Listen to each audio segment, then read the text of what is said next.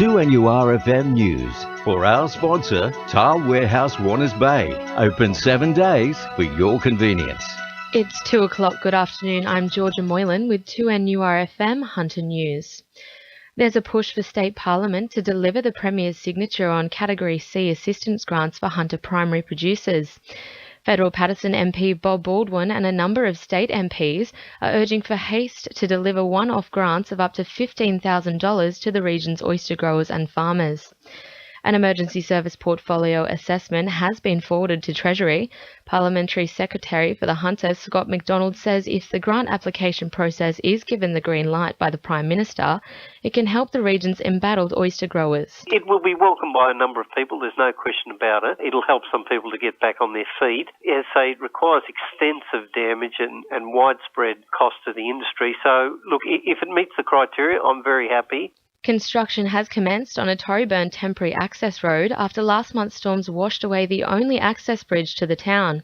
The issue was further compounded when a temporary pedestrian bridge was damaged last week when more heavy rain hit the region.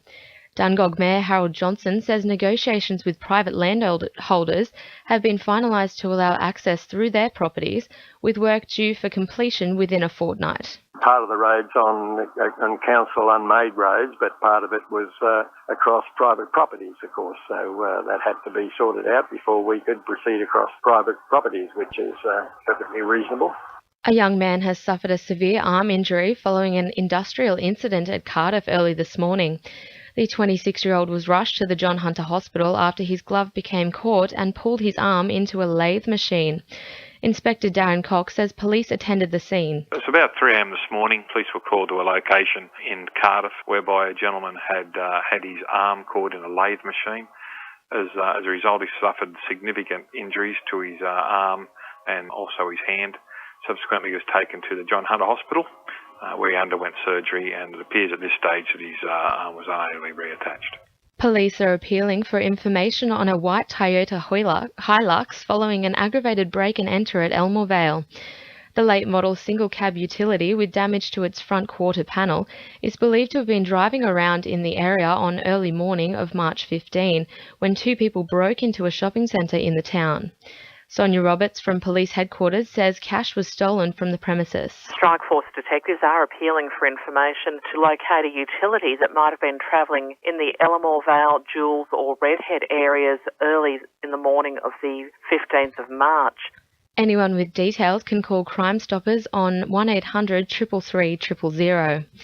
Councillors of Lake Macquarie have last night moved to defer a draft management plan for Belmont Pines Lakeside Holiday Park. If given the go-ahead, the plan would see all permanent residents of the park evicted by 2020, with some caravan owners set to lose up to $40,000. Councillor Kay Fraser says residents have invested too much to have it taken away. A lot of councillors had concerns with people who have been there for, a number of years. They've invested their money into their mobile homes. So councillors are saying now, we just want you to move off that site in 5 years. Well, they can't sell their van. A lot of their life earnings have gone into those structures, and that is their home. Fly Pelican are providing hunter travellers with a Canberra link starting next Monday, after the service folded in 2013. The Sydney route will begin June 11, while the Canberra link will commence next Monday.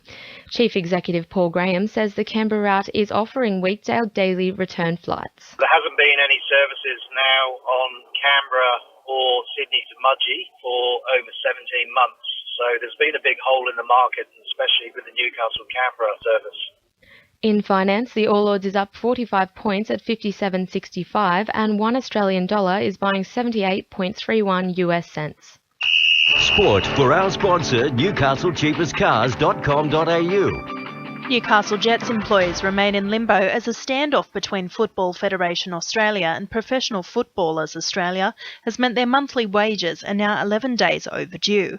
The players were set to be paid when the FFA took over control of the club last week, but can't be paid until they sign contracts with the new entity. The PFA has raised concerns superannuation owed to players may not be settled by the FFA, urging the employees not to sign the new contracts. The Newcastle Knights will face the wrath of coach Rick Stone for an average performance against the Brisbane Broncos last night. The Knights went down 31-18 at Hunter Stadium after surrendering an 8-point lead at halftime. Forward Chris Houston says the team needed to stick to the original game plan. I think in the first half we did what we'd spoke about, and in the second half we went away from our plan a bit, and that's what's frustrating, because Stoney gave us a decent game plan, and when we were executing it we were on top, but we just seemed to go away from it for whatever reason, and we shoot ourselves in the foot. And in soccer, Broadmeadow Magic remain on top of the Northern New South Wales National Premier League ladder after defeating Jets Youth at Magic Park last night. That's sport. I'm Sarah Giuliano. 2NURFM news time is coming up to 2:06.